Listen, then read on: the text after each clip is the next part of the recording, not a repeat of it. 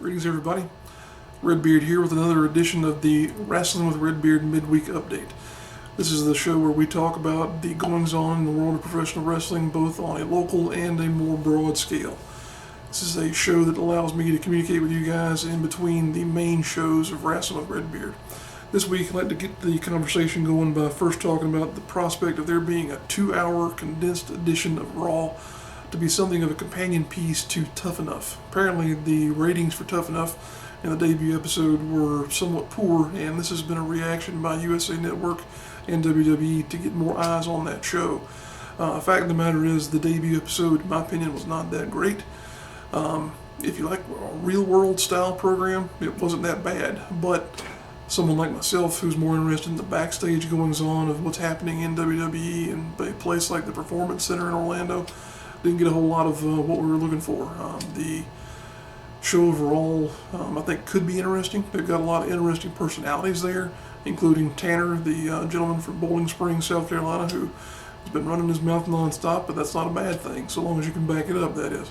But there's going to be some changes made, I think, to the program and how it's presented, and this 2-hour condensed edition of Raw is going to be part of that.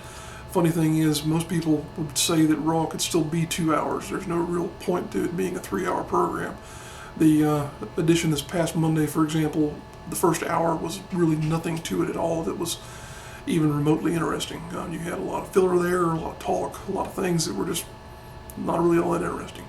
When you got to the 9 o'clock hour, though, things went up through the roof because you had a phenomenal match between John Cena and Cesaro for the United States Championship that also involved Kevin Owens. That was a great segment, may have been one of the better segments in all of 2015 for Raw, which is saying something. But be that as it may, we'll see how this pans out. The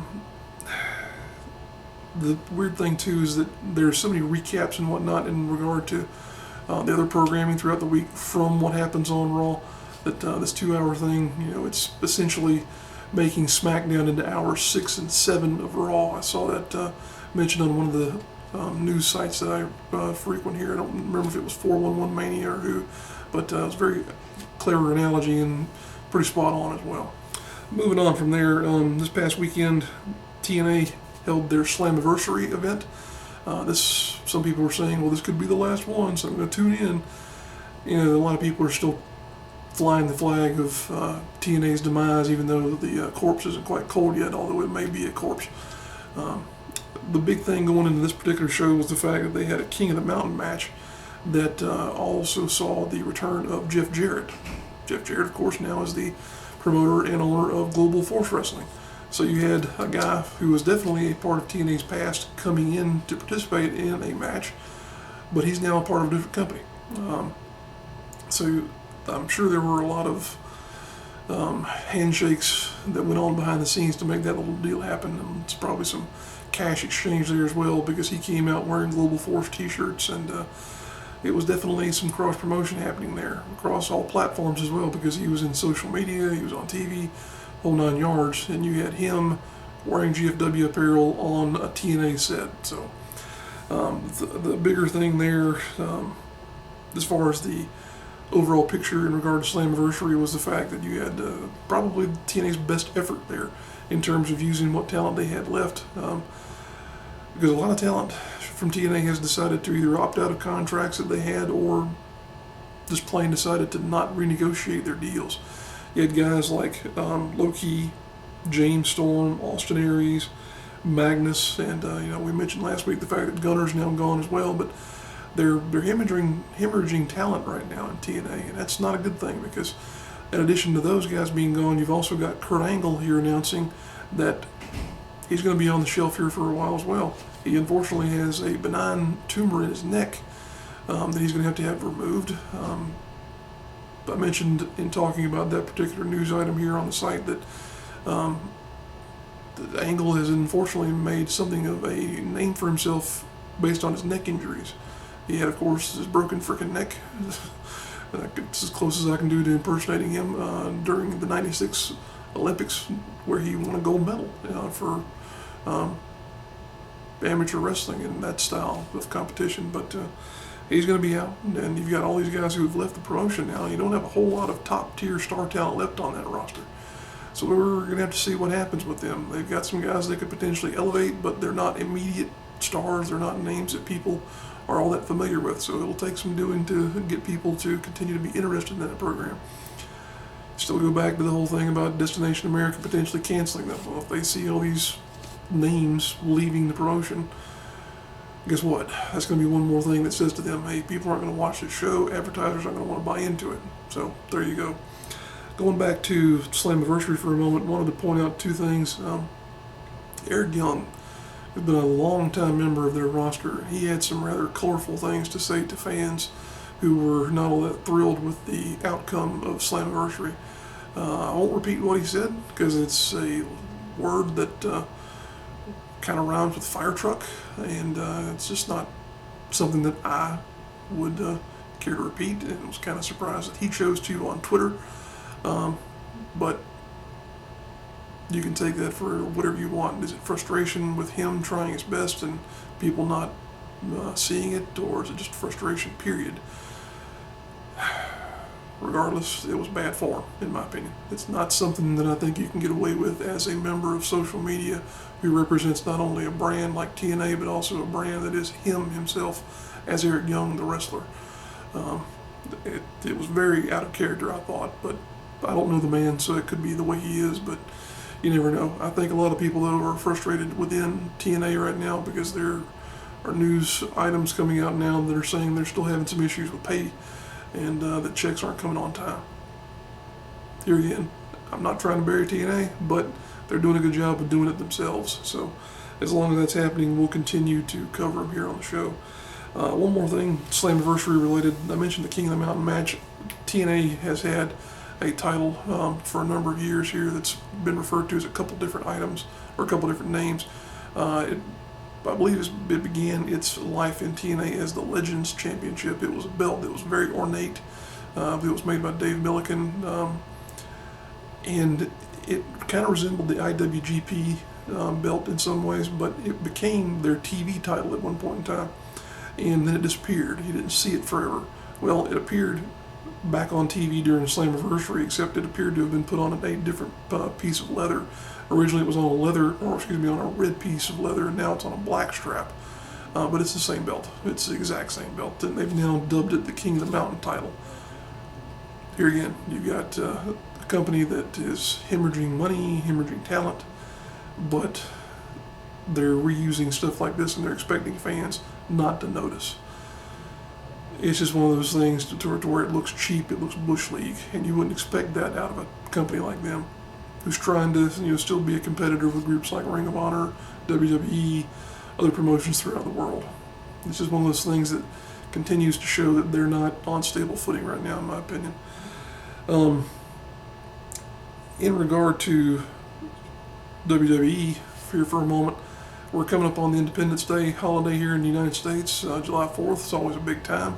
Oddly enough, though, WWE will not be making a big show here in the United States on the 4th. They will instead be in Tokyo, Japan, where they'll be presenting a program they're going to be calling Beast in the East. Beast in the East being a reference to Brock Lesnar being on the card. What's kind of odd about his inclusion there is the fact that he's going to be facing apparently Kofi Kingston in a match. Not to say that Kofi's in any way not fit for it. It's just a little odd that of all the people on the roster, they decided to put Kofi in there. Not exactly an even matchup, wouldn't seem to be, but we'll see what happens. Other stuff on that card, you've got the NXT title being defended by Kevin Owens, who will be challenged by Finn Balor. That's going to be a great match, I believe, because in a previous life, Finn Balor was, of course, Prince Devitt, who cut his teeth in New Japan and made a tremendous name for himself there. So it'll be great to see what kind of reception he gets in front of that audience. Be great to see the both of them perform there. The only thing about that is, you want to see it live, you're going to have to get up pretty early because it's being broadcast at 5:30 a.m. here local time on the East Coast via the WWE Network. I may or may not get up and watch it. It's one of those things where it will be, of course, rebroadcast and available in the vault on WWE Network, but if you want to see it live, you got to set your clocks, got to get up early. Just be glad that you're not in one of those more Western time zones like California or whatnot. Yeah, that'd be pretty tough there. But some people might not have even gone to bed by that point in the day. Moving on to more local news, you've got some additional stuff happening with AML Wrestling, America's Most Liked Wrestling, up in Winston-Salem. They had their Bulletproof event this past weekend. I mentioned the fact that TNA has been reusing a belt for the King of the Mountain title up there. But with AML, they have just debuted their new heavyweight championship belt that was crafted by Top Rope Belts. And folks, I am an admitted belt mark. That belt is nothing short of a piece of art. That is a great looking title belt that is definitely inspired by belts from the Mid-Atlantic and from various other historical championships. It's a great looking piece. If you've not seen it, I've got a picture of it on the Rasslin with Redbeard Facebook page that was shared out by AML. I know I'm kind of gushing about the thing, but the fact of the matter was it was a fantastic looking belt, and it is gigantic as well. It's one of those things to where you wish every independent promotion would have something like that instead of something along the lines of a replica belt, because it really shows a promotion being willing to invest in their own product. You have a lot of promotions who use replica belts that have been modified in some way, shape, or form, or just belts they can get off a shelf somewhere. But having a belt like that, being a part of a promotion, really says something, and that's a great looking title. Top Rope Belts, they do some of the best work in the business right now. You can see them in promotions like PWX with the title belts that they're using, and also you can see them every week on Lucha Underground. They crafted the Lucha Underground title as well as the Trios titles. Great stuff. Great company, and they're up the road in North Carolina. So there you go, local business related to professional wrestling, just happens to be located here in the Carolinas. And at this point in the show, we would normally do our wrap up of what's coming down the pipe here for the shows that are happening this weekend. As I mentioned earlier, this is the July 4th weekend coming up here. The only show that I was able to find anywhere in this particular region is WrestleForce, and they're having their show on July 3rd in Blythewood, South Carolina. This is going to be what they're calling the Full Throttle Justice for All event. It's going to be happening at the Blythewood Independence Day celebration. They're having a bit of a fair festival type atmosphere there. It is a free show. There's no charge for admission. However, there is, I believe, a $5 charge for parking. But again, free show. All you got to do is bring your parking money there and a lawn chair, because it's going to be outside. So hopefully they'll have good weather for that. But I believe that they're kicking off around 3 p.m. for the matches. Hopefully you got the day off, can be there. Otherwise, oh well. I don't know if I'll be there or not. I'd like to be, but we got a lot of stuff coming up this weekend with family, so I may or may not be able to attend. But even so, that's WrestleForce going to be at the Blythewood Independence Day celebration in Blythewood, South Carolina, this Friday, July 3rd. With that, I think we're pretty well wrapped up in regard to what's happening here locally and also around the world in the great scheme of things that is professional wrestling. Wanted to thank you guys for tuning in. Appreciate it for all the people who've liked and subscribed to these shows, or to this channel I should say. It's something we're still trying to build, so we appreciate you guys tuning in. If you are new to the program and you've not had a chance to subscribe yet, go ahead and click that button that you see that's either below or around this video as you're watching it. We appreciate it. That lets us know that we're doing the right thing and that we're reaching people. Also, check us out on social media. There are links to those sites in the description of this video as well. We appreciate it, guys. We'll see you down the road.